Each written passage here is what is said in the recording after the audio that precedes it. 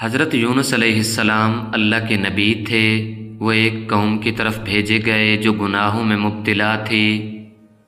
حضرت یونس علیہ السلام نے انہیں بار بار اللہ کا پیغام سنایا مگر وہ نہ مانے۔ ایک دن حضرت یونس علیہ السلام مایوس ہو کر قوم کو چھوڑ گئے، حالانکہ اللہ کی طرف سے جانے کا حکم ابھی نہیں آیا تھا۔ راستے میں وہ ایک کشتی پر سوار ہوئے، سمندر میں طوفان آ گیا اور کشتی ڈوبنے لگی۔ کرہ ڈالا گیا تو نام حضرت یونس علیہ السلام کا نکلا۔ وہ سمندر میں کود گئے اور اللہ کے حکم سے ایک بڑی مچھلی نے انہیں نگل لیا۔